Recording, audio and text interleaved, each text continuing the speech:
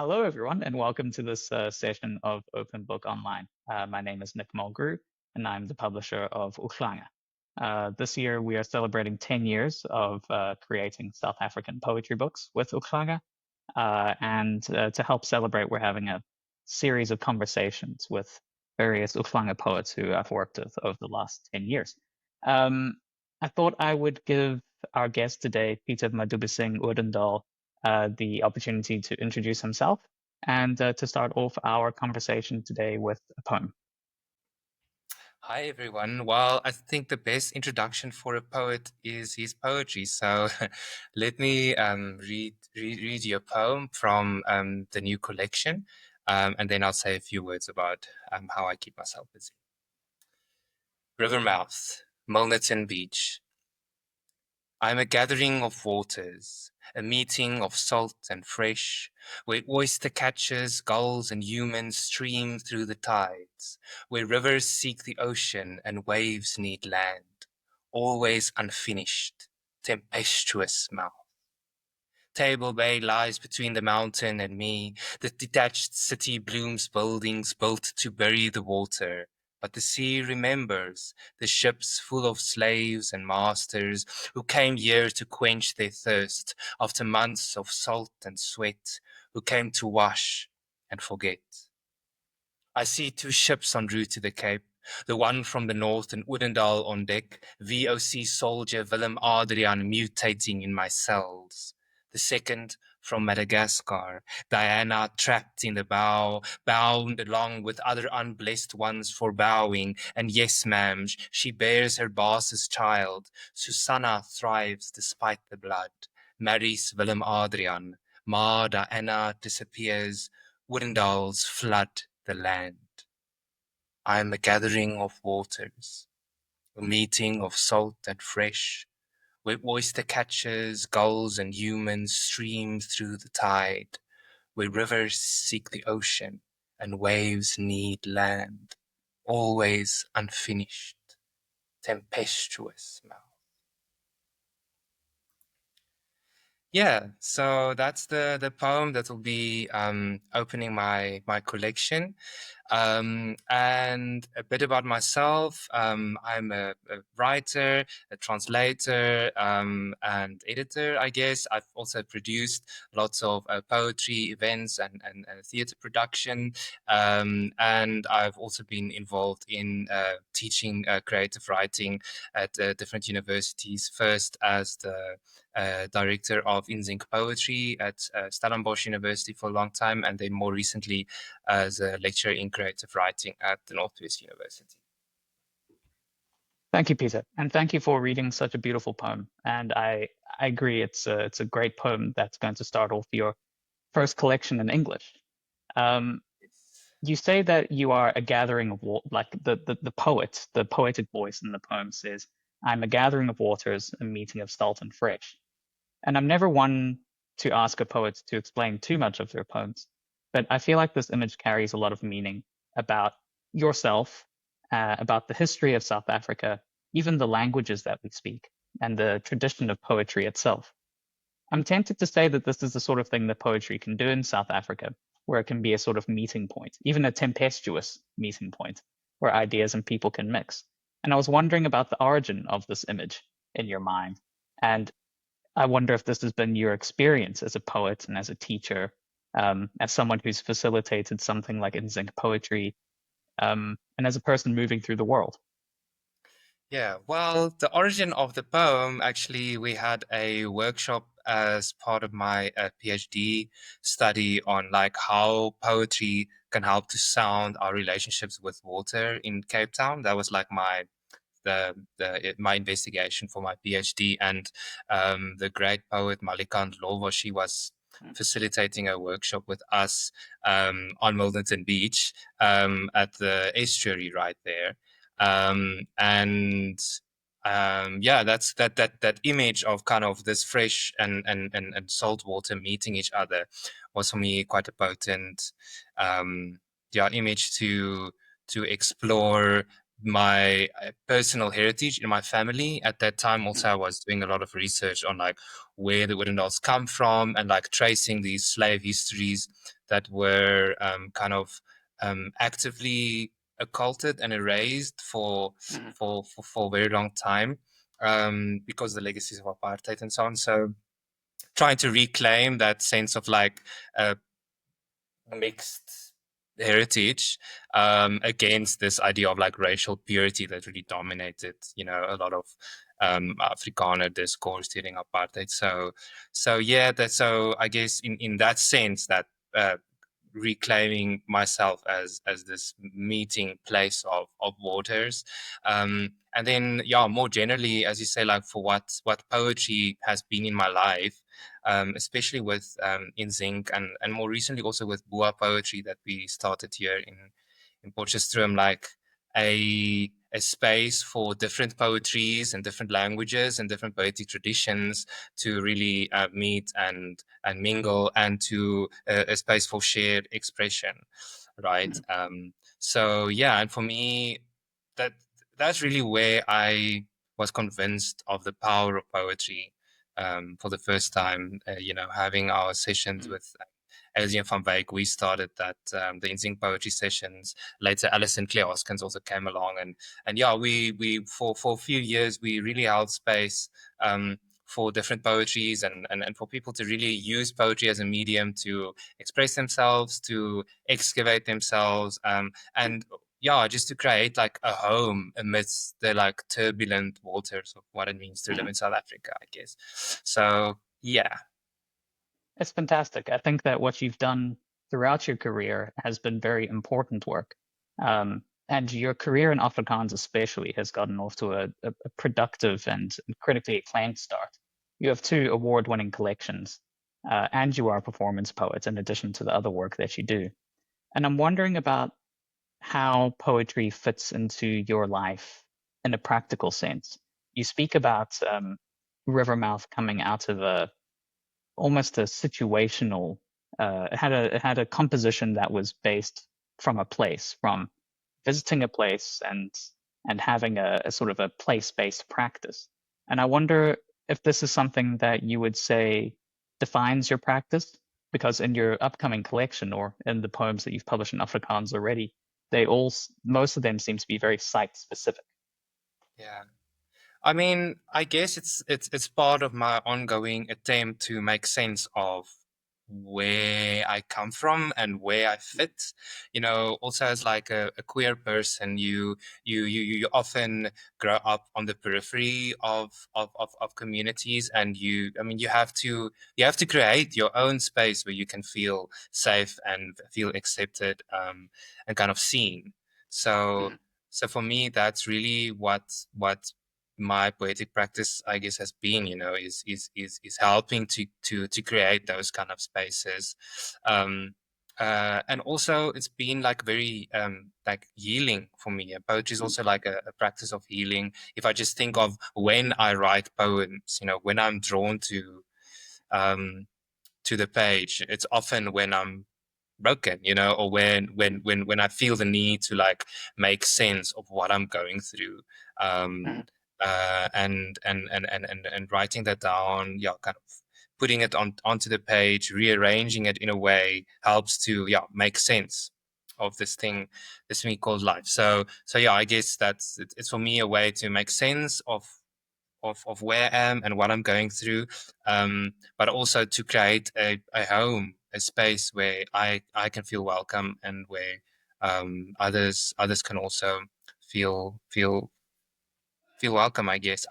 I think this emphasis on place, and kind of place-based work, also stems like as it stems from like an opposition to a certain kind of poetry that you often got in Afrikaans, Mm. in Afrikaans tradition. I think in South African English poetry as well, especially like white authors, we kind of move away from the particular and the kind of rooted, um, context in which they found themselves in favor of like a modernist notion of writing towards beauty, or exalting the abstract, or just even just kind of finding a refuge in nature, as in opposition to actually dealing with the socio-cultural realities that they find themselves in. So I think that insistence on place and specificity of place is also a way of kind of writing against that tradition.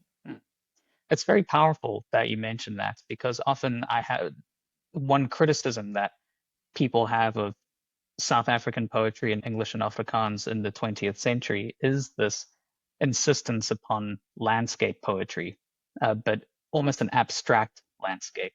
It has been depeopled as such, or if the Yes. people are there, then they're seen in very pastoral terms. We could talk about this for hours, I suppose, but we should maybe move on. What you talk about creating new places for other people really strikes me as close to my own philosophy, which is creation or creative work begets more creation. And so we are currently working on your first book in English, um, which is full of poems that you've translated yourself from Afrikaans. And I suppose at this point, it's a bit too early to talk about the different experiences of being a poet in Afrikaans and a poet in English. But I'm wondering if you can perhaps reflect on this aspect of creation, begetting creation, in the terms of translation. So you have a translation coming out soon in Spanish. And I'm wondering if you would reflect on that, because in a sense, you have recreated yourself in English, but then there is a parallel process that you're going through of being translated, which you have sort of less control over. Yes. Well, on the one hand, yes, but on the other hand, my translator is in the next room. So is my husband into Spanish. So yes, I mean, I do have less control of it, but it's been an interesting, I'd say, 2 months, especially because I've been working on the final English edits, and he's working on the Spanish English, and it's this like sense of a multiplication of my work that is happening, and that excites me a lot. I can just hope that it'll kind of find readers. What's also been interesting on a personal level is because my work has mostly been in Afrikaans, now that my husband is translating from the English into Spanish, he's like, "Oh wow, you're actually a good poet." Like, I made the right decision, marrying you. He's also a writer and so on. So yeah, that's been good for our personal relationship. What a Um, great but affirmation. yeah, no, definitely. But also, it is an affirmation, especially because what I've noticed, I've always been interested in poetry translation in general, but especially poetry, and just kind of yeah, the kind of this multiplier effect that it has, especially like in a multilingual space such as South Africa, and I'm excited because I have a sense and a hope that the poems have been wanting to speak beyond Afrikaans, even though they speak about Afrikaans things. The poems are reaching out beyond kind of narrow historical confines, and so I'm excited to see if that will actually translate and if it will resonate with fellow South Africans, and also then across the ocean in Peru. Will Peruvians get this like particular quagmire that we find ourselves in as South Africans? And yeah, so I'm excited to see how it's going to unfold. It's very exciting. And I think, um, I mean, poetry works in very mysterious ways. I think because of the limited means of distribution and the way that we often have to find our own circles to circulate our work in, means that these things happen in very unpredictable ways. And, I'll be very interested to see how readers in Spanish engage with your work. I'm sure they'll find it as beautiful and as edifying and as, um, I mean, just plain interesting as we do in South Africa. Um, your book will be coming out later this year. The title is "A Corpse is Also a Garden," and we are hoping that it will be out. Well, it will be out in time for Open Book Festival this coming September in Cape Town. I was wondering if you would like to read us another poem or two to finish off this chat. Uh, yeah, Yes.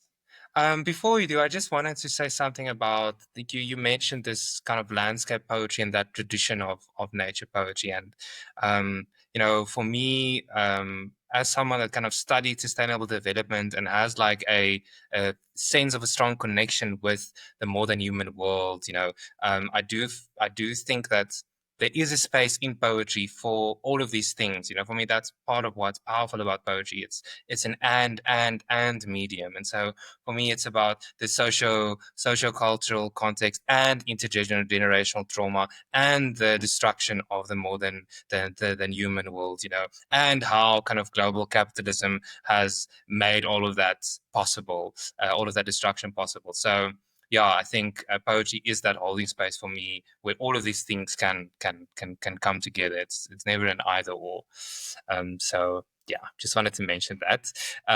Cool. So I was thinking I will read two poems. The one is an Afrikaans poem, just so you can get a bit of that flavor of mine, and then I'll end with the a corpse is also a garden poem. Okay. Ode aan lig. Die wind bring jou vandag terug na my toe lig. Jy bly my ontwyk. Jy is oral te gelykertyd. Jou rykwyte diskrimineer nie teen COVID of traangas nie. Divisie is diep demokraties. Die wind vlek jou versteekte see oop. Jy golf deur die kojawelboom, die bougainvillea, deur my hare en die vaal grasvelde op die droë koppies om Makanda. Jy dra alles wat nie vir swaartekrag gemaak is nie, lig. Jy is ons sinne Wi-Fi. Jy maak alles moontlik. Die epiese onsigbare, geleier van hitte, die reuk van dood, stuifmeel en fosfor.